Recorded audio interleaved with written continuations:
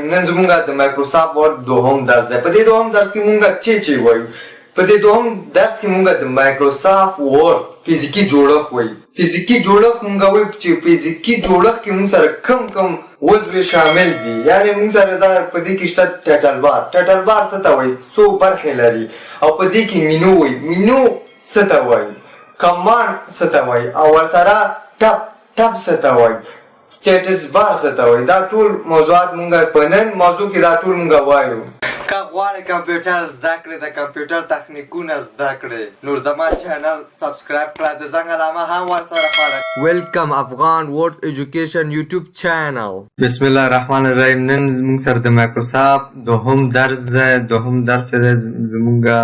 اول درس کې مونږ چې ویل د مایکروسافټ په اړه او د مایکروسافټ افیس په اړه مونږ معلومات د دواړو په باره کې مونږ یو څه ناسم معرفي که ورسره هم مونږ د دواړو فرقونه وویلې، د دواړو ورژنونه مونږ ورسره وویلې او ورسره ډیفاین نوم هم د مایکروسافټ وویلې. همداسې د 22 لارو خلاصېږي او څو لارې مونږ وښودل، تقریبا 10 لارې مونږ وښودل چې د 10 لارو ما خلاص کړل، خو د 22 لارو خلاصېږي. اول درس کې مونږ هغه ویلې. نن چې دی مونږ انټروډکشن ټو فزیکل سټرکچر آف MS Word 2016 فزیکي جوړښت مونږ نن معرفي کوو د مایکروسافټ ورډ. اول چې دی مثال ټایټل بار. ټایټل بار کومه ساحې ته وایي؟ ټایټل بار مونږ سره دغه ساحه ده، دغه ساحې ته چې دی ټایټل بار ویل کېږي. ټایټل بار کې بیا څو برخې دي. اول راځو مونږه سیف آیکن. سیف آیکن مونږ سره دا ده. په 2014 کې چې مونږ سره کوم وو دا د پروګرام آیکن په نوم وو. دوهم راځو کویک اکسس ټول بار. دغه ساحې نه تر دې ساحې پورې چې ده دې ته کویک اکسس ټول بار ویل کېږي. بیا ورپسې راځو دریم چې دی مونږ سره کرنټ ډاکومنټ نیم. دغه ساحې ته چې دی مونږ د چیش په نوم یادېږي کرنټ ډاکومنټ نیم، او دوهم نوم چې دی کرنټ پروګرام نیم. دغه دوهم نوم مونږ سره کرنټ پروګرام نیم په نوم یادېږي. دغه ته چې وایي ریبون بټن. څلورم چې دی مونږ سره دې کار چې د شو او هیډ. وګوره شو هیډ یې که را سره ما سره دا برینه ټول ساحه هیډ شوه او بېرته راته شو که راته وښایه. دغه درې شیانو نومونو ته چې وایي منیمایز، مکزیمایز او کلوز. درې واړو ساحې نوم ته چې وایي کنټرول بوکس. یو دوه درې، دې درې واړو ساحې ته چې وایي کنټرول بوکس. او بل نوم یې چې دی کیپشن بټن هم وایي. دې کار چې دی منیمایز، یعنې ټاسک بار ته مونږ ته صفحه راوړي، او دا چې دی مونږ سره دې کار چې دی صفحه مونږ سره نیمه کوي. او دې چې دی کلوز یعنې بندې مونږ سره. فایل مونږ سره دلته چې دی د مینو په شکل راغلی. دا ګورې دا یو مینو شو مونږ سره. دا فایل دی مینو په شکل مونږ سره راغلی دی. او دغه ساحه چې دی دوهم نه نیوله تر ویو پورې، دغه ساحې ته ټب وایي. دغه ساحې ته ټب ویل کېږي. بیا په ټب کې چې دی د هر یو یعنې هم چې دی دغه ساحې ته مکمل دا څه چې مونږ سره دي دې ځینې نیولی دې ساحې ته ریبون ویل کېږي. ریبون کې بیا خپله ګروپونه دي. دغه مونږ سره ګورې کټ پیسټ او کاپي چې دی کلیپ بورډ دلته چې لیکلی کلیپ بورډ پاونډ. دغه ګورې دا ساحه چې ده دې ته ګروپ ویل کېږي. بیا په ګروپ کې کمانډونه دي. کمانډ دغه ته وایي. وګوره ما سره دا چې ده چې شو ریبون شو، دا ما سره کلیپ بورډ چې ده دا ما سره چې شو ګروپ شو، او دغه کټ کاپي پیسټ چې ده دا ما سره کمانډ شو. کمانډ چیش ته ویل کېږي؟ کمانډ is to specific task is used to دا استعمالیږي specific یو خاص ټاسک وظیفې دپاره. کمانډونه د چیز دپاره استعمالیږي؟ دا د یو مشخص کار دپاره استعمالیږي. معلومدار یعنې چیز دپاره دا کټ چې ده دا یو مشخص کار دی. کاپي یو مشخص پیس دا مونږ سره مشخص کار دی. مینو set of command modes. د کمانډونو مجموعې ته مینو ویل کېږي. د چی شي د کمانډونو مجموعې ته مینو ویل کېږي. یعنې دغه چې دی مونږ سره یو مینو شه. دا ټول کمانډونه دي پکې. دا مشخص کار، هر یو مشخص کار مونږ ده ترسره کوي. نیو چې دی مونږ سره صفحه خلاصوي. اوپن مونږ سره صفحه خلاصوي. او نیو چې دی مونږ نوې صفحه لو سیف مونږ سره سیف همداسې پرنټ. دا ټول چې دی مونږ سره کمانډ دي. موډ آف کمانډ. د کمانډ موډونه په دوه موډه ده. مونږ سره کمانډ په دوه موډه ده. اول چې ده ټیکس موډ او ګرافیک موډز. ټیکس موډ مونږ سره دا بیګوره دا چې دا ټیکس موډ او ګرافیک دا چې دا مونږ سره ګرافیک دا تابع په مینو کې راځو. دغه چې مونږ سره دی دا د ټیکس موډ فقط خط لري، نور ورسره چې نشته. دا چې دا هم خط لري هم تصویر لري، یعنی ګرافیک دی مونږ سره دا ګوره قلب او کلي مونږ سره راغلی ده، ګرافیک په شکل راغلی ده. په یو چې دا د قلب او کلي دپاره استعمالیږي. همداسې ده که نه ایښې متوجه اوسه. ښه قلم او کتابچه دغسې انا همداسې نازکې دي چې قلم او کتابچه وانخلې په دې کار نه کېږي په اورېدو باندې. ښه او دا مهم درس ده چې دا د زده کړه پوه شه چې مایکروسافټ یو 100% ما زده کړم. سکرین ټاپس کومې ساحې ته وایي؟ دغې ساحې ته سکرین ټاپس ویل کېږي. ښه وګوره زه په دې باندې درېږم، دا ماته راغی، دا معلومات چې ماته راکوي سکرین ټاپس دغه ساحې ته سکرین ټاپس ویل کېږي. میک یور ټیکسټ بورډ دا تا ته خط جوړوي ډبرې خط. لینک بټن مونږ سره کومې ساحې ته ویل کېږي؟ لینک بټن دغه ساحې ته ویل کېږي. وګوره لینک دا ساحه چې ده مونږ سره لینک بټن دغه ساحې ته ویل. دغه کوم پرده چې مونږ سره راغلی دې ته چې وایي؟ د دې نوم چې ده ډایلاګ